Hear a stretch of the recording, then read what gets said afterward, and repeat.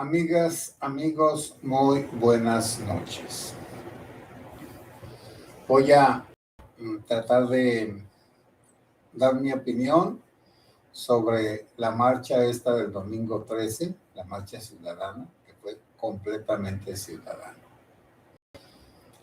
Soy el padre José Luis Segura Barragán, de la diócesis de Apatzingán, que transmite desde la Vicaría Fija o Misión del Sagrado Corazón de Jesús de la Loma, Jalisco. ¿Qué es lo importante que pasó el día 13, este domingo pasado? Que sin que nadie de poder convocara a los mexicanos, muchos mexicanos sintieron el deseo de manifestar su inconformidad con el ataque del presidente Obrador al INE. Naturalmente que quienes se dan cuenta de estas cosas son las personas que lucharon desde los años 80 y que después de la caída del sistema del 88, para no dejar que llegara Cuauhtémoc Cárdenas al poder, y que también ahí pues hay un montón de cosas de que Cárdenas no quiso encabezar un movimiento revolucionario porque los ánimos estaban tan caldeados, tan fuertemente contrarios al PRI de aquel tiempo, que si Cárdenas hubiera querido, hubiera hecho una revolución violenta. Bueno, es que a mí me tocó ver dos marchas, una en la Ciudad de México y otra en la Ciudad de Guadalajara. Y en aquellos tiempos era peligroso ser oposición, y más oposición visible en las calles. Pero también es cierto que me daba un poco de temor al oír los gritos violentos y las consignas y como un deseo que iba a reventar en una venganza social contra los que tenían el poder, detentaban el poder y ya eran tramposos al máximo y rateros al máximo. Por eso fue que la ciudadanía necesitaba un líder y lo encontró en el ingeniero Cuauhtémoc Cárdenas. También es cierto que el ingeniero, pero esto sin deprimento, no es una crítica, negoció con el gobierno priista para no precisamente evitar un estallido social.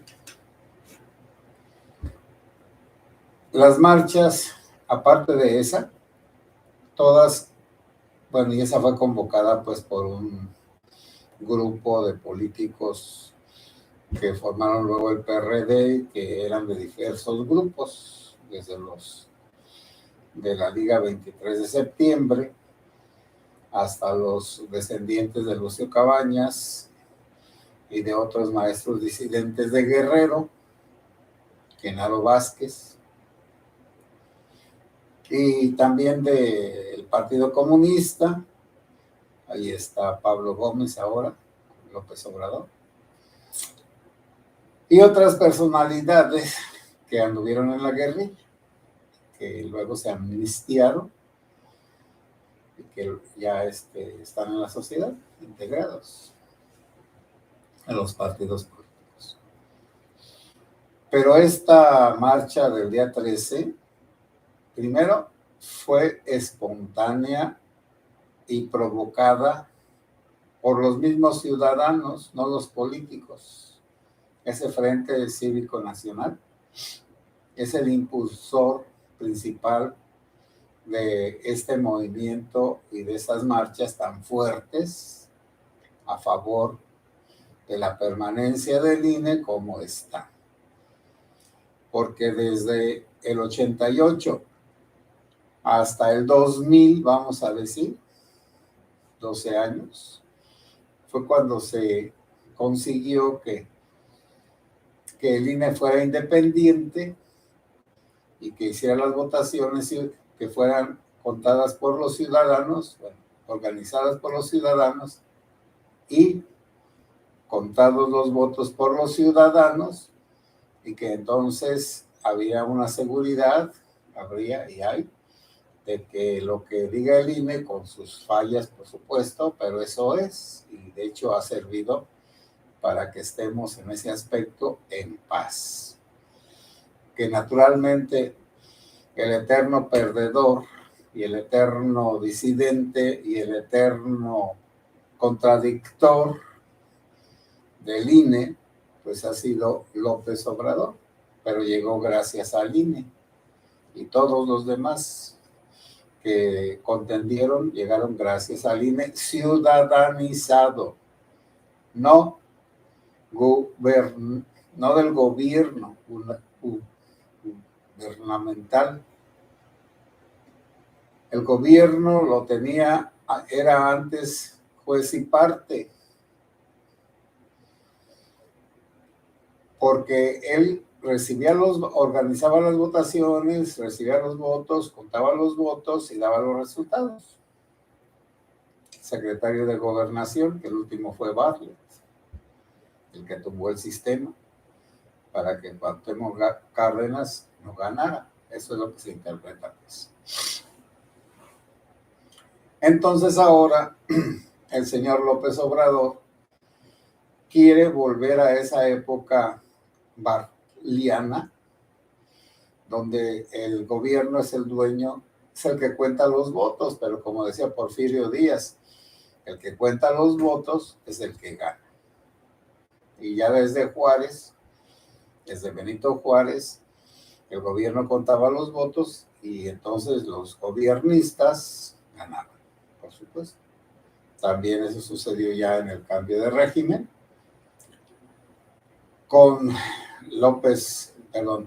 con Fox y con Calderón, nada más que pues ellos fueron muy tontos.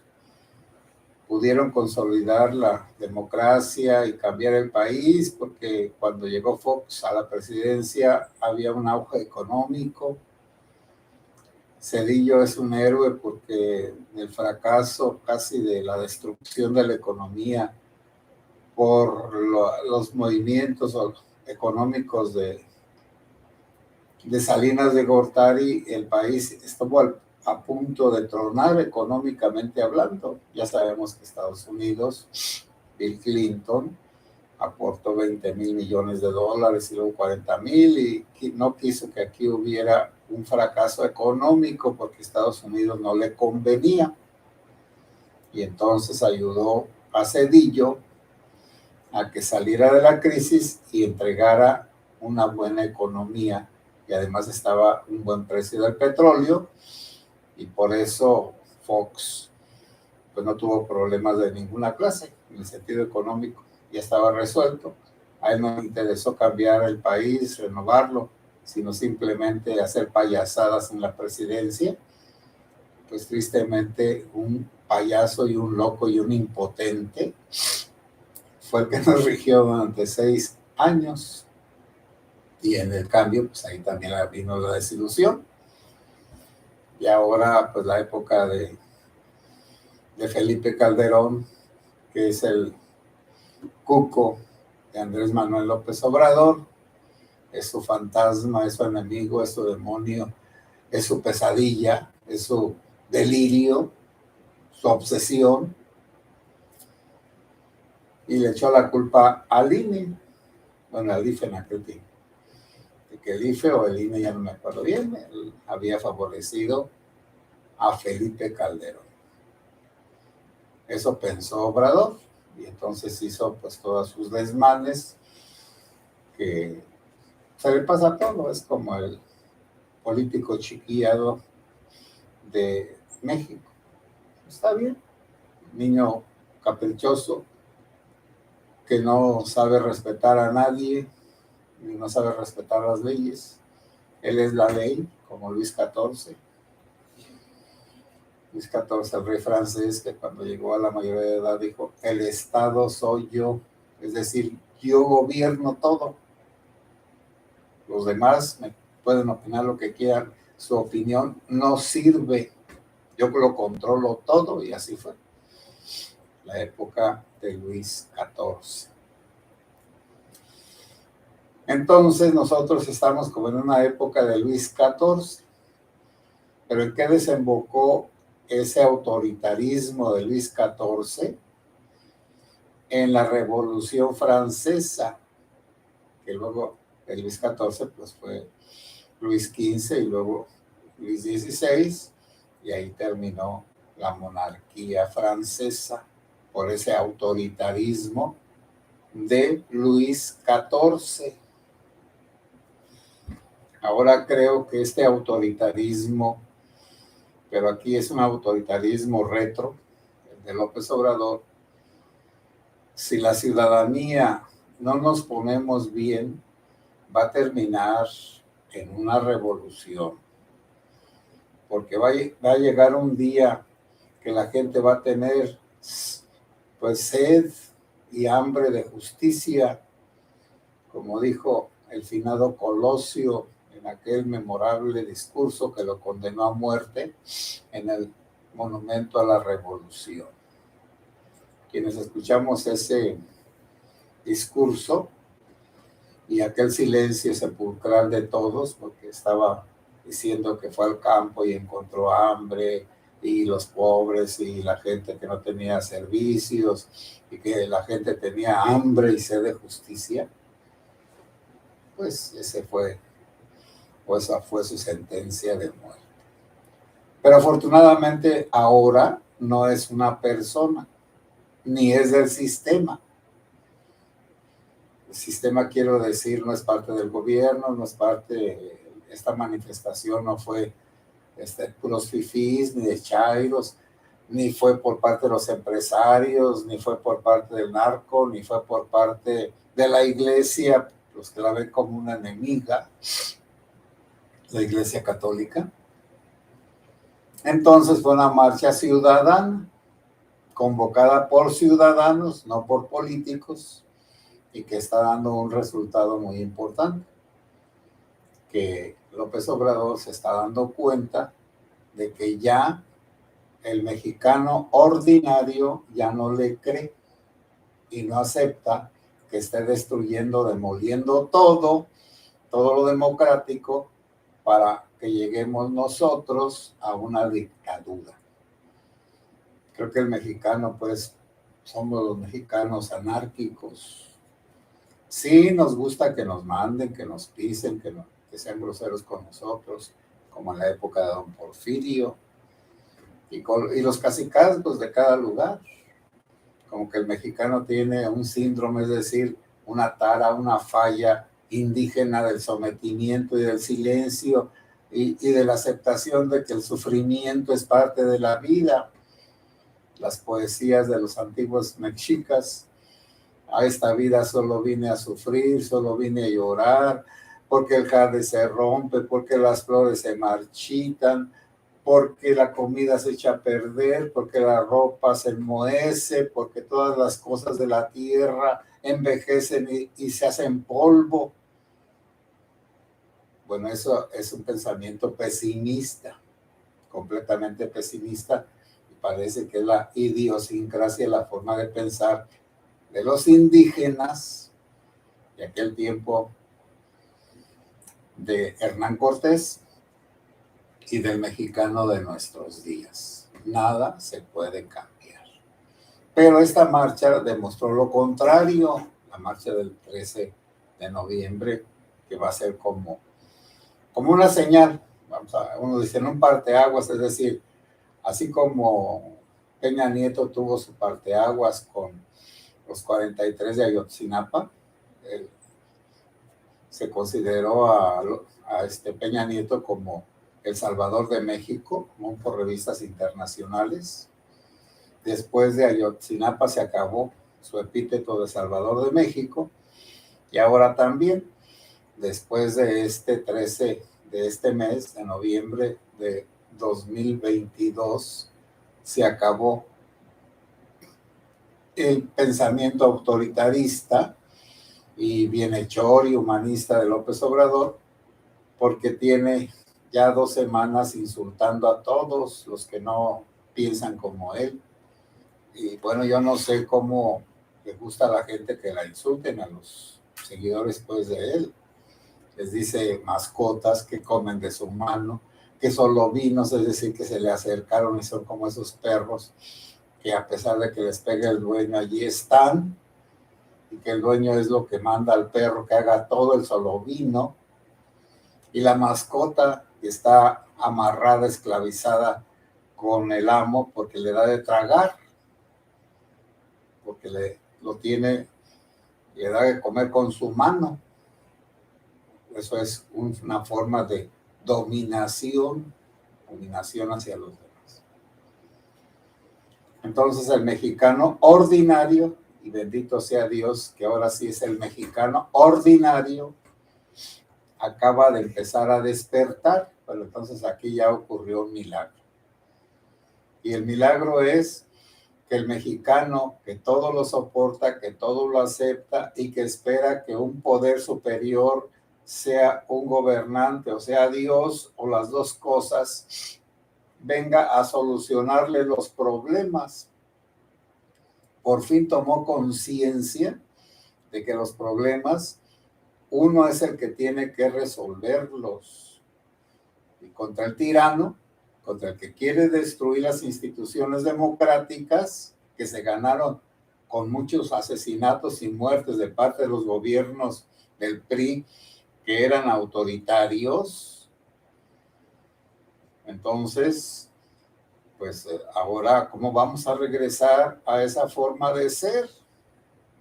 Naturalmente que me van a decir, padre, pero esa forma de ser autoritaria es la de los narcos. En realidad, ellos son los sucesores de los priistas. En ese aspecto de mandar y de someter a todos y que su palabra es la ley, como la de López Obrador. Pero es peor la de los narcos porque ellos sí tienen con qué, tienen gente armada para imponer su ley. Y además, ya hay un narcogobierno, se unieron o ayudaron al gobierno de Morena a ir ganando todo. Recuerdo que en un rancho que se llama Acatlán, en la parroquia de San José de Chila, donde estaban, y a lo mejor todavía están, hay un centro narquí. Un día se me acercó el caciquillo y me dijo, oiga, ¿usted qué opina de la política? Estoy hablando de cuando entró a gobernar Felipe Calderón. Haciéndome tonto, pues, penitente. Yo les digo, yo no sé, yo soy un sacerdote rancherito, ya ves dónde me manda el obispo, acá a la sierra. ¿Y usted qué opina del PRI? Nada. ¿Y del PAN? Pues tampoco. Pues sabe que ya nos pusimos de acuerdo todos los narcos para que gane el PRI. Y ganó el PRI. Por supuesto. Ganó el PRI. Porque los narcos tienen un gran poder de convencimiento. O plata o plomo. Y ahora con la militarización del país es una incógnita. Incógnita quiere decir un problema que no se sabe ni cuánto es de grave ese problema, ni grande, ni qué es, pero es un problema que hay que descifrar para poderlo enfrentar, porque si ya salieron los militares de los cuarteles y ahora ellos son la fuerza máxima del gobierno para gobernar, ya no se va a poder gobernar sin los militares, y los militares gobernaron hasta Ávila Camacho. Es decir, hemos tenido presidentes militares desde la época de Juárez para acá, bueno, y desde antes, desde la independencia. Entonces, 200 años tuvimos presidentes militares, generales. Santana es el ejemplo más grande, y el mismo Porfirio Díaz, el héroe de Tuxtepec. Y ahora, pues a lo mejor, pues, vamos a llegar a una dictadura de los militares o de los narcos o un cansancio de la sociedad que se enardezca como en la época de el cura Hidalgo y que espere un caudillo que se anime de verdad a enfrentarse al gobierno, pero también a los ricos, porque el cura Hidalgo juntó al deseo de independencia el deseo de justicia. Bueno, amigas y amigos, ahí le voy a dejar. Sandra Calderón. Hola, padre, buenas noches. Buenas noches, Sandra. Irula Flores. Buenas noches. ¿Qué se puede hacer, padre? La gente que sigue a López es un reflejo de él, resentidos, envidiosos, ignorantes y sobre todo convenencieros. Bueno, yo te podría aumentar tramposos, mentirosos, irracionales, ignorantes. Bueno, pero ¿qué le vamos a hacer? Es lo peor de la sociedad, no en el sentido de pobreza e ignorancia, sino de estupidez. Y bueno, hay una estupidez natural que no se puede quitar, pero hay una estupidez convenenciera de las mascotas para las que les debe tragar su amo, a ver si llegan por un milagro a sustituir al amo. José, buenas noches. Buenas noches, José. Gracias por sus charlas, aquí escuchándote desde East Palo Alto, California, desde el este, Palo Alto, California.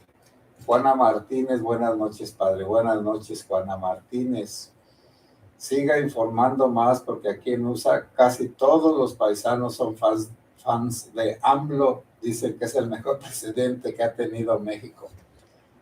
Bueno, mira, no digo la expresión correcta porque soy sacerdote y luego me van a confundir con el padre Pistolas. Pero son unos idiotas. Idiotas. Unos que no saben cómo está México. Que vengan a darse un paseo por sus tierras, por sus donde ellos vivían, a ver si regresan, o regresan robados, o regresan golpeados, o desaparecidos. Que vengan, que le calen, no que hablen nomás por hablar. Pero buenas noches, amigos y amigas, discúlpenme que a veces me pongo un poco enardecido, pero es que así he sido siempre, ingobernable. Alex allí, hola a todos, saludos, Alex. Bueno, amigos y amigas, buenas noches, espero que mañana pueda transmitir más o menos a esta hora. Que Dios los bendiga.